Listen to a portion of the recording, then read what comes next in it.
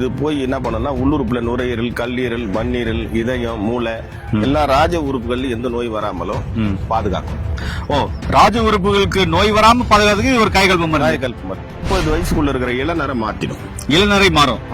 Okay. முடி கொட்டுறது, பொடுகு அந்த மாதிரி பிரச்சனைலாம் பக்காவா சரி பண்ணிடும். பூக்காத கறந்தை எடுத்து பவுடர் ஆக்கி கரிசலாங்கண்ணியும் கூட கலந்துக்கிட்டு அதே போல பால்ல சாப்பிடும்போது தோல் நோய் நிச்சயமா குணமாகும்.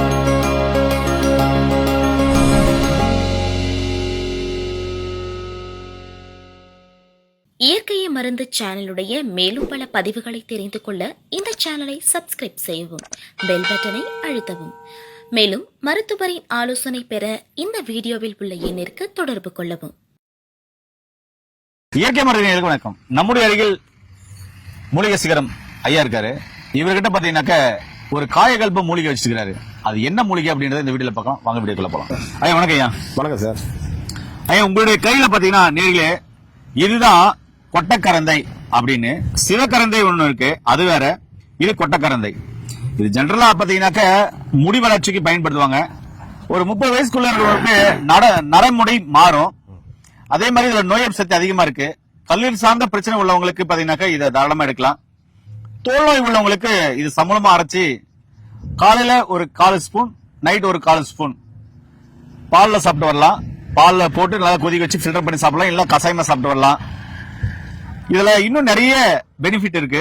சரி, இப்ப கொட்டக்கரந்தைய பத்தி ஐயா என்ன சொல்ல போறாரு, இதுல என்ன மாதிரியான மருத்துவ தகவல் இருக்கு அப்படின்றத ஐயா கிட்ட கேட்கலாம். ஐயா நீங்க சொல்லுங்க, இதுல என்ன மாதிரியான மருத்துவ தகவல் இருக்கு, இது எப்படி எல்லாம் பயன்படுத்தலாம்? இத வந்துட்டு சார் அப்படியே வேரோட பிடுங்கி பூரா கட் பண்ணி எடுத்துக்கணும். கட் பண்ணி எடுத்துக்கிட்டு இத வந்து நல்லா காய வச்சு கட் பண்ணி எடுத்துட்டோமா, பவுடரா அரைச்சிக்கணும். அரைச்சிக்கிட்டு இத வந்து பால்ல ஒரு திரிகடி அளவு தினம் போட்டு பால்ல கொதிக்க 3 விரல எடுக்கிறது கொதிக்க வச்சு கொஞ்சம் கல்கண்டு பொடி போட்டு தொடர்ந்து சாப்பிட்டு வரலாம். இப்படி எடுத்து போட்டு சாப்பிடலாம். ஆமா. உள்ளுறுப்புல வந்து இது போய் என்ன பண்ணனா உள்ளுறுப்புல நுரையீரல், கல்லீரல், மண்ணீரல், இதயம், மூளை எல்லா ராஜ உறுப்புகள்ல எந்த நோய் வராமலும் பாதுகாக்கும். ஓ, ராஜ உறுப்புகளுக்கு நோய் வராம பாதுகாத்துக்கு இது ஒரு காய்கல்ப மருந்து. இதுல ஒருவேளை பிரச்சனை இருந்தா கூட சரியாகுமா? எல்லா பிரச்சனை இருந்தாலும் சரியாகும். சரியா, இது எப்படி சாப்பிடணும்னு சொன்னீங்க? இத வந்துட்டு அதான் பொடியா கட் பண்ணி காய வச்சிடணும்.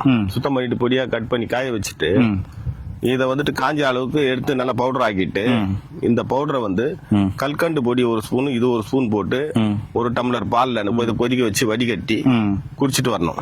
குடிச்சிட்டு வரும்போது இந்த மாதிரி இதெல்லாம் அது வந்து உள்ளுறுப்புகள் எல்லாம் பலப்படுத்தி உள்ளுறுப்புகள் நல்லா வச்சுக்கோ.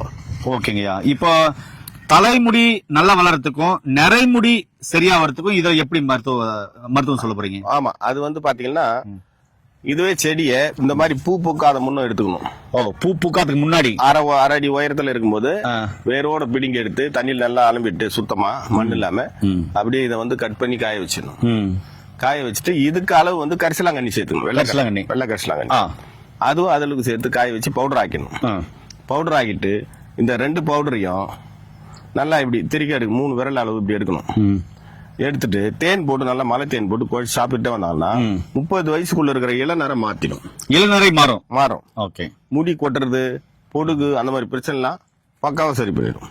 தோல் நோய் உள்ளவங்க எப்படி எடுக்கலாம்? தோல் நோய் உள்ளவங்களுக்கு அதே போல சாப்பிடும் போது தோல் நோய் எல்லாம் குறைஞ்சிடும். எப்படி சாப்பிடலாம்? இதே போல இந்த பூக்காத கறந்தை எடுத்து பவுடர் ஆக்கி கரிசலாங்கண்ணியும் கூட கலந்துக்கிட்டு அதே போல பால்ல சாப்பிடும் போது தோல் நோய் நிச்சயமா குணமாகும். என்ன நேர்களே, இந்த கொட்டக்கரத்துல இன்னும் நிறைய மருத்துவ தகவல் இருக்கு. ஐயா ஒரு சிலதை மட்டுமே நமக்கு சொல்லியிருக்காரு. இன்னும் நிறைய விஷயங்கள் நம்ம வரப்போற சேனல்ல பார்க்கலாம். கொட்டக்கரந்தை இது வரைக்கும் பார்த்திருக்கேன் அப்படின்னா கமெண்ட்ஸ் பண்ணுங்க. வேற ஏதாவது மருத்துவ தகவல் இருந்தாக்கா கமெண்ட்ஸ் பண்ண மறந்துடாதீங்க. மீண்டும் இன்னொரு அருமையான பதிவு சந்திக்கலாம். நன்றி, வணக்கம். வணக்கம் ஐயா.